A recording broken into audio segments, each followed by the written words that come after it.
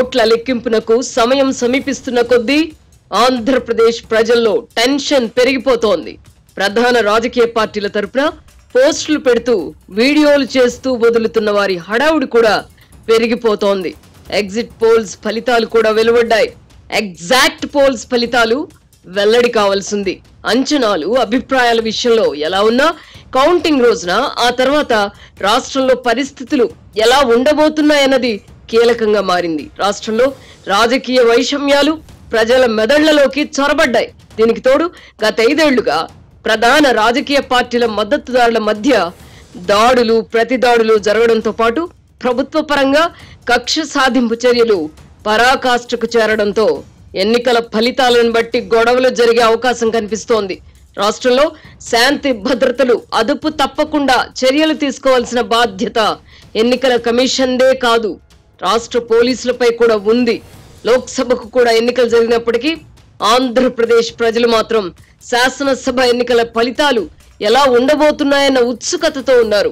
క్షేత్రస్థాయిలో పరిస్థితులు ఉద్రిక్తంగా మారాయి.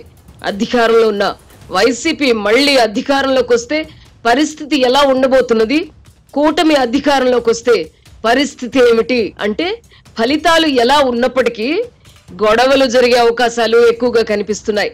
ముఖ్యమంత్రి జగన్ అనుకూల, వ్యతిరేక వర్గాలుగా సమాజం విడిపోయింది. పోలింగ్ కు కౌంటింగ్ కు మధ్య 20 రోజుల వ్యవధి ఉండడం వల్ల ఆయా పార్టీల మద్దతుదారులు ప్రజల మెదళ్లను విషతుల్యం చేశారు. విశ్లేషణలు, వ్యాఖ్యల పేరిట ప్రజలను విడదీసి రెచ్చగొట్టే ప్రయత్నాలు జరిగాయి. దీని ఫలితం ఓట్ల లెక్కింపు తర్వాత కనిపించే ప్రమాదం ఉంది. 4వ తేదీన కూటమికి మద్దతుగా నిలబడిన వారికి దబిడి దిబిడే అని వైసీపీ అనుకూలురు హెచ్చరికలు చేయగా, ఫలితాలు తమకు అనుకూలంగా వస్తే ఈ 5 ఏళ్లు తమపై సాగిన వేధింపులకు ప్రతీకారం తీర్చుకోవాలని కూటమి మద్దతుదారులు భావిస్తున్నారు. దీన్ని బట్టి ఫలితాలు ఎలా ఉన్నా శాంతి భద్రతల సమస్య ఉత్పన్నమయ్యే అవకాశాలు కనిపిస్తున్నాయి.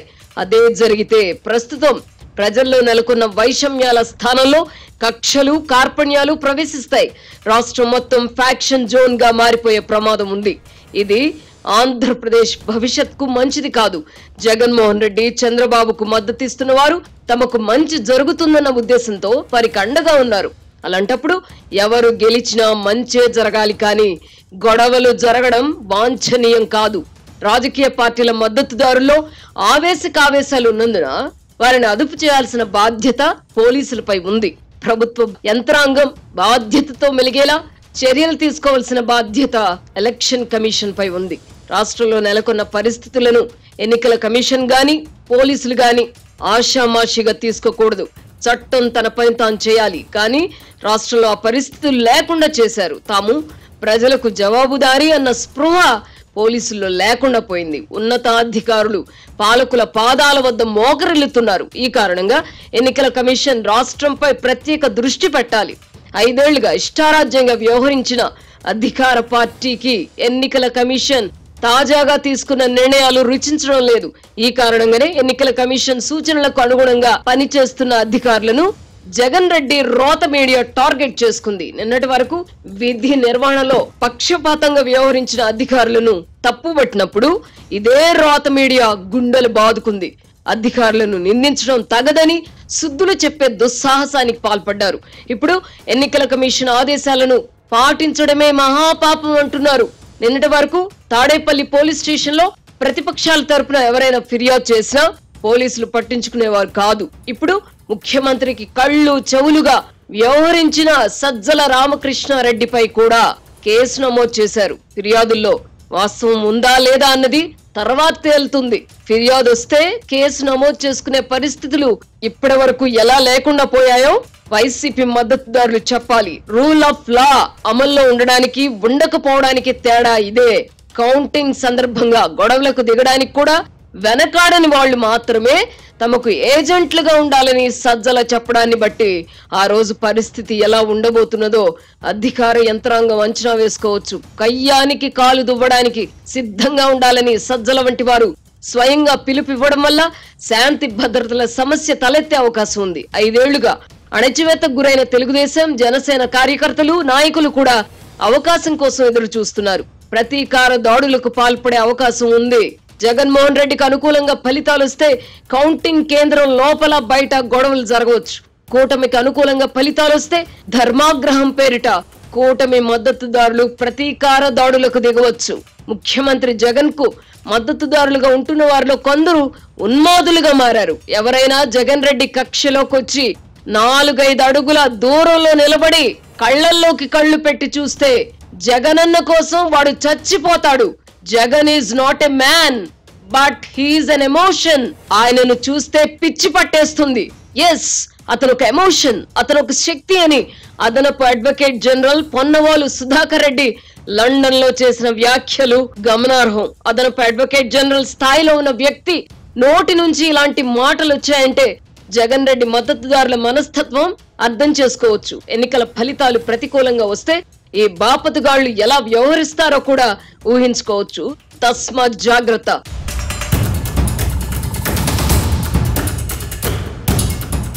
ఎప్పుడైనా ఒకటి కోరుకుంటే 2 లభిస్తే సంతోషమే కదా. మన సిర్లసీమ 2లో కూడా అంతే. డిటిసిపి ప్లాట్ కొంటే ల్యాండ్ అప్రిసియేషన్ అనేది ఒక లాభం, శ్రీగంధం చెట్ల మీద వచ్చే ఆదాయం మరో లాభం. డబుల్ బెనిఫిట్ ఆఫర్ తో సిర్లసీమ 2. ఈ విషయం అలా ఉంచితే రాష్ట్రంలో ఎన్నికలు అత్యంత ఖరీదైన వ్యవహారంగా మారిపోతున్నాయి. ప్రధాన పార్టీల తరపున పోటీ చేసిన అభ్యర్థులు చెప్పిన దాన్ని బట్టి ఎన్నికల్లో సగటున ఒక్కో నియోజకవర్గంలో ఒక్క అభ్యర్థి 50 కోట్ల రూపాయలు ఖర్చు చేశారు. కొన్ని నియోజకవర్గాల్లో 100 కోట్ల రూపాయలకు పైగా ఖర్చు చేశారు. శాసన సభ్యుడిగా ఎన్నిక కావడానికి 50 నుంచి 100 కోట్ల రూపాయలు ఖర్చు చేసి సాధించేదేమిటి? అంత ఖర్చు చేసి గెలిచిన అభ్యర్థుల నుంచి ప్రజాసేవను ఆశించడం అత్యాశ అవుతుంది. ప్రజలు కూడా పూర్తిగా మారిపోయారు. గతంలో బడుగు బలహీన వర్గాలకు చెందిన వారికే డబ్బు పంచేవారు. ఈ ఎన్నికల్లో అగ్రవర్ణాల వారితో పాటు భూస్వాములు, ధనికులు కూడా అడిగి మరీ డబ్బు తీసుకున్నారట. ఆర్థికంగా ఉన్నత స్థితిలో ఉన్నవారు ఎన్నికల్లో డబ్బు తీసుకోవడాన్ని నామోషిగా భావించేవారు.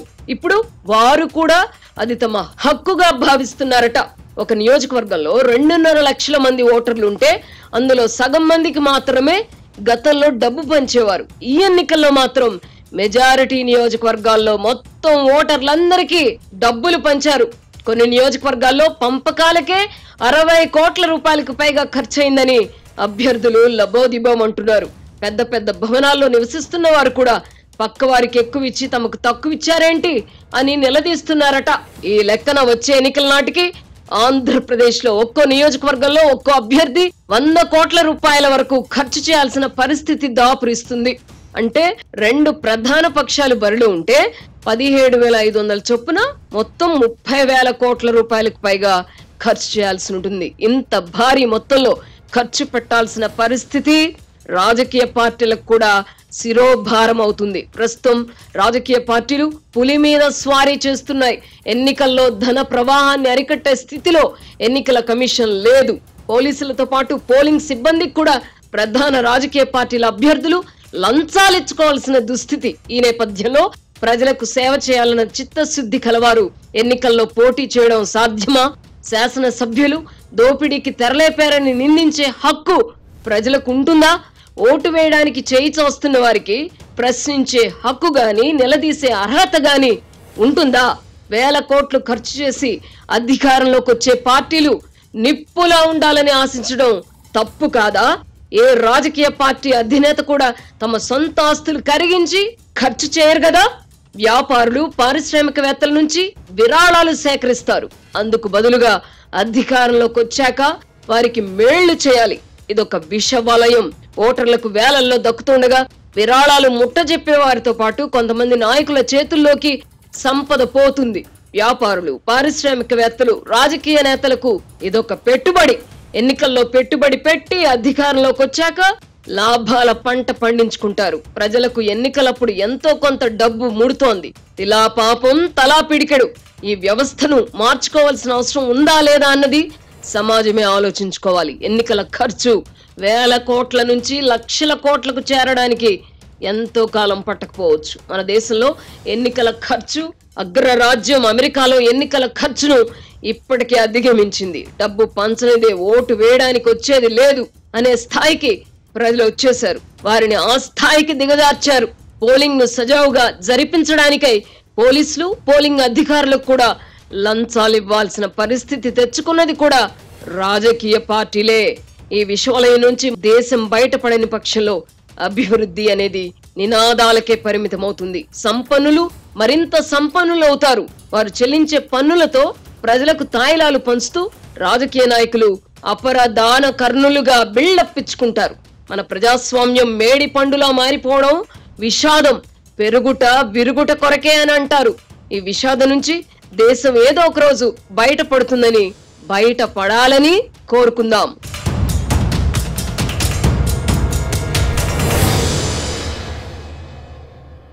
సిర్లసీమ 2 వెంచర్ ని సందర్శించండి. ఇక్కడ అన్ని ప్లాట్లలో మామిడి, శ్రీగంధం చెట్లతో అద్భుతంగా ఉంది. ల్యాండ్ అప్రిషియేషన్, ఫ్రీ మెయింటెనెన్స్, పండ్ల తోటల తాలూకా ప్రయోజనాలు, డబుల్ బెనిఫిట్ ఆఫర్ తో సిర్లసీమ 2.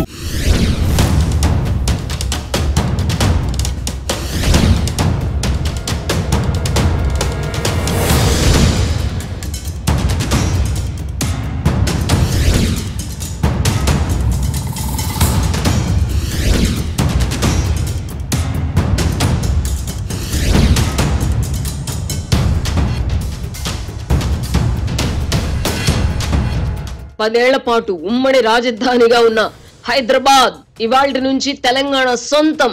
రాష్ట్రం విడిపోయి అప్పుడే 10 ఏళ్లైంది. ఈ 10 ఏళ్లలో తెలంగాణ రాష్ట్రం హైదరాబాద్ ను సొంతం చేసుకోగా ఆంధ్రప్రదేశ్ ప్రకటించుకున్న రాజధానిని కూడా కాదనుకుని రాజధాని లేని రాష్ట్రంగా మిగిలింది. హైదరాబాద్ ఉమ్మడి రాజధాని అన్న విషయం ఆంధ్రప్రదేశ్ ప్రజలు కూడా మర్చిపోయారు. మరోవైపు తెలంగాణ రాష్ట్రం దశాబ్ది ఉత్సవాలను ఘనంగా జరుపుకుంటోంది. విడిపోయి లాభపడిన రాష్ట్రంగా తెలంగాణ నిలబడింది. తెలంగాణ ఏర్పడిన నాటి నుంచి 9.5 ఏళ్లు అధికారంలో కొనసాగిన కేసీఆర్ 6 నెలల క్రితం జరిగిన ఎన్నికల్లో అధికారం కోల్పోయారు. కాంగ్రెస్ పార్టీ అధికారంలోకి రావడంలో కీలక పాత్ర పోషించిన రేవంత్ రెడ్డి ముఖ్యమంత్రి అయ్యారు. ఈ 6 నెలల రేవంత్ రెడ్డి పాలనపై పెదవి విరవడానికి పెద్దగా ఏమీ లేదు. అయితే రైతాంగ సమస్యలపై ప్రభుత్వం మరింత దృష్టి సారించాల్సిన అవసరం ఉంది. సాగునీటి కొరతతో పాటు విద్యుత్ సమస్యలు తలెత్తుతున్నాయి. వర్షాభావం, ఆర్థిక సమస్యలు ఈ పరిస్థితికి కారణం కావచ్చు గాని ప్రజలు ప్రభుత్వాన్ని తప్పుపడతారు. మాజీ ముఖ్యమంత్రి కేసీఆర్ తో పోల్చితే ప్రస్తుత ముఖ్యమంత్రి రేవంత్ రెడ్డి ప్రజాస్వామ్యబద్ధంగానే వ్యవహరిస్తున్నారు. మంత్రులకు పూర్తి స్వేచ్ఛ ఇచ్చారు. అయితే అవాంఛనీయమైన అంశాలు తాజాగా తెర మీదకు రావడం ఆశ్చర్యంగా ఉంది. ఇందులో రాష్ట్ర గీతంలో మార్పులు చేయాలనుకోవడం మొదటిది. అందశ్రీ రచించిన గీతానికి ప్రముఖ సంగీత దర్శకుడు కీరవాణి స్వరకల్పన చేయడాన్ని భారత రాష్ట్ర సమితి తప్పుపడుతోంది. ఇందులో హేతుబద్ధత లేదు. కళలకు కులం, మతం, ప్రాంతం అంటూ ఎల్లలుండవు. సంగీతానికి అవధులు లేవు. అసలు ఏ హద్దులు ఉండవు. అయినా రాష్ట్ర గీతానికి స్వరకల్పన చేయడానికి తెలంగాణకు చెందిన సంగీత దర్శకులే లభించలేదా? ఆంధ్రకు చెందిన కీరవాణి అవసరం ఏమిటి అని ఆర్ఎస్ ప్రవీణ్ కుమార్ లాంటి నాయకులు నిలదీయడం ఎబ్బెట్టుగా ఉంది. నిజానికి కీరవాణి ఆంధ్రవాడు కూడా అని చెప్పలేం. హైదరాబాద్ లో స్థిరపడడానికి ముందు ఆయన చెన్నైలో ఉండేవారు. కేసీఆర్ అధికారంలో ఉన్నప్పుడు అనేక సందర్భాల్లో ఆంధ్ర వారిని ఎంచుకున్నారు. కాళేశ్వరం నిర్మించిన ప్రధాన సంస్థ ఆంధ్ర వాళ్ళది కాదా? యాదాద్రికి రూపకల్పన చేసిన ఆనంద్ సాయి ఆంధ్రవాడు కాదా? చిన్నజీర స్వామి ఎవరు? రాజశ్యామల యాగం జరిపించిన స్వరూపానంద ఎవరు? కల్వకుంట్ల కవిత రూపొందించిన బతుకమ్మ పాటకు తమిళుడైన ఏఆర్ రెహమాన్ స్వరకల్పన చేయలేదా అంటూ ఆర్ఎస్ ప్రవీణ్ కుమార్ ను ఉద్దేశించి నెటిజన్స్ ఆడుకున్నారు. గత ఎన్నికల్లో ఓడిపోయిన భారత రాష్ట్ర సమితి మళ్లీ పూర్వ వైభవం సాధించడానికై తెలంగాణ వాదాన్ని ఎత్తుకోబోతున్నదని దీన్ని బట్టి అర్థమవుతోంది. రాష్ట్రం ఏర్పడి దశాబ్ది ఉత్సవాలు జరుపుకుంటున్న వేళ తెలంగాణ సెంటిమెంట్ ను రాజేయాలనుకుంటున్నప్పటికీ ఫలితం ఉంటుందా? తెలంగాణ వాదం ఇప్పుడు కేసీఆర్ గడిలో బందీగా లేదు. ఉమ్మడి రాష్ట్ర స్మృతులు మెదళ్ల నుంచి నిష్క్రమించాయి. అయినా కీరవాణిని అడ్డం పెట్టుకొని రాజకీయ లబ్ధి పొందాలని కేసీఆర్ అండ్ కో వృధా ప్రయత్నం చేస్తున్నారు. తెలంగాణ బ్రాండ్ అంబాసిడర్ గా సమంతను ఆనాడు ఏ ప్రాతిపదికన నియమించారో కేసీఆర్ అండ్ కో చెప్పగలరా? సెంటిమెంట్ రగిలించాలనుకుని అవతలి వారి వైపు వేలెత్తి చూపే ప్రయత్నం చేస్తే కేసీఆర్ వైపు 4 వేళ్లు కనిపిస్తాయి. కేంద్రంలో భారతీయ జనతా పార్టీ తీసుకొచ్చిన ఎన్ఆర్సీని తాము వ్యతిరేకిస్తున్నట్టుగా కేసీఆర్ అప్పట్లో చెప్పారు. ఇప్పుడు రాజకీయంగా మనుగడ సాగించడం కోసం టీఆర్సీని తీసుకురావాలని కోరుతారా? ఇప్పుడు తెలంగాణలో నివసిస్తున్న వాళ్ళందరూ తెలంగాణ వాళ్లే. ప్రవీణ్ కుమార్ లేదా మరొకరు వేలెత్తి చూపినంత మాత్రాన తెలంగాణ సెంటిమెంట్ పండదు. దొరల దురహంకారం తగదనే గత ఎన్నికల్లో కేసీఆర్ ను ప్రజలు ఓడించారు. తలెత్తుకొని గర్వించే తెలంగాణ కావాలన్నదే ప్రజల వాంఛ.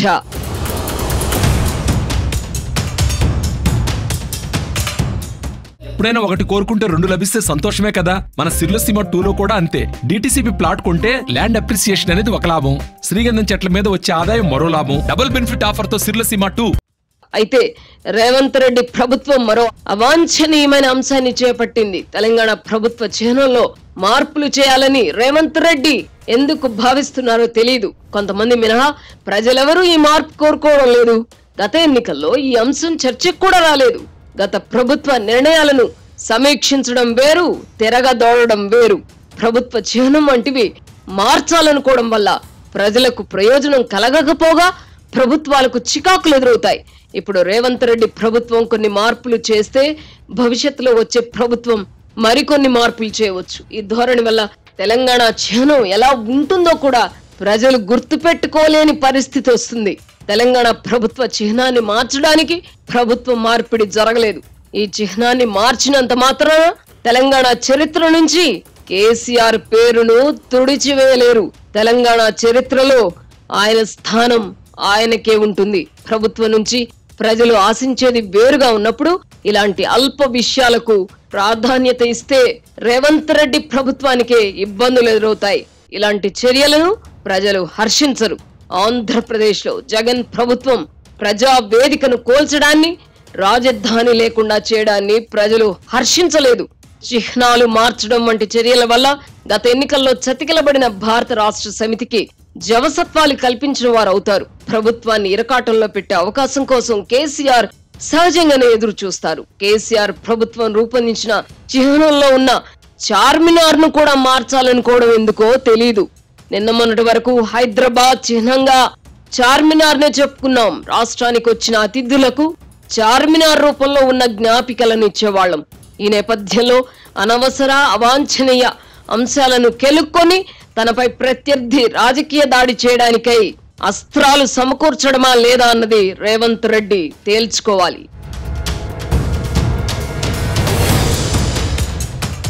సిర్లసీమ 2 వెంచర్ ని సందర్శించండి. ఇక్కడ అన్ని ప్లాట్లలో మామిడి, శ్రీగంధం చెట్లతో అద్భుతంగా ఉంది. ల్యాండ్ అప్రిషియేషన్, ఫ్రీ మెయింటెనెన్స్, పండ్ల తోటల తాలూకా ప్రయోజనాలు. డబుల్ బెనిఫిట్ ఆఫర్ తో సిర్లసీమ 2. గ్రామీణ ప్రాంతాల్లో ప్రభుత్వంపై స్వల్ప అసంతృప్తి నెలకొంటోంది.